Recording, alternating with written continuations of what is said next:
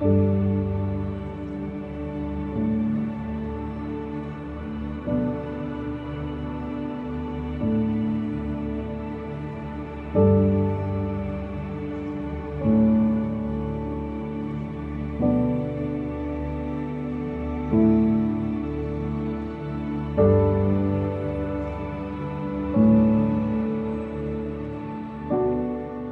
the 1920s and 30s, Salem was a very sort of close-knit community, kind of like it is today.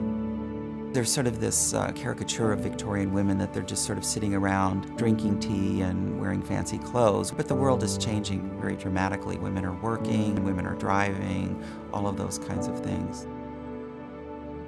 To think about these women in terms of art and culture, you sort of have to think beyond paintings hanging in a gallery. The idea is to use the arts to lift the community, to make the community a better place.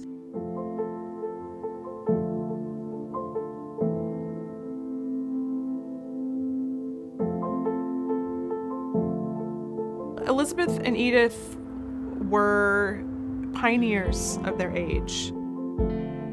They were two women who were amazingly successful. They had that kind of knowledge that, boy, doesn't exist today. Their sense of color, their sense of design, their sense of garden spaces, they're some of the best in the country. Being a native Oregonian, you don't always think you're going to find such a gem like Katie Hollow in your own backyard. It is just as beautiful and just as insightful in terms of its design as some of the gardens I have visited that are kind of world-renowned on the East Coast. You do feel like you've been transported to a different place when you come here. The rooms they envelop you. I mean, you feel the space and you feel their touch. It's a magical experience. What a daunting task to be two women. First, landscape architects, Pacific Northwest, starting a business at the beginning of the Great Depression. They wouldn't have been able to survive kind of those rocky financial times if they hadn't been as talented as they were. Elizabeth Lord had a personal relationship with Alice Brown. She hired them in 1929, and they designed 3 main rooms for her.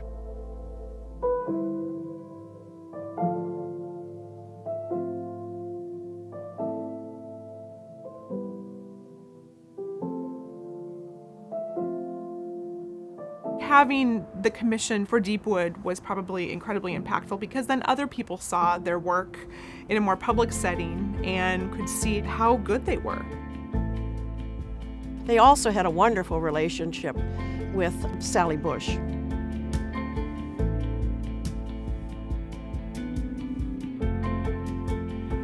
Sally was not this sort of inapproachable goddess living at Bush House. She's kind of just out gardening. That's what she spends her time doing.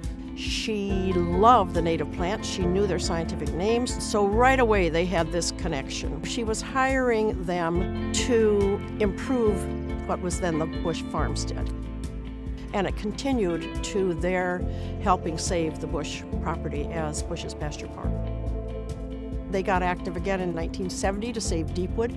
Elizabeth was on the Capital Planning Committee. After the Columbus Day storm of '62, she absolutely insisted that they bring in arborists from Portland to save some of the trees.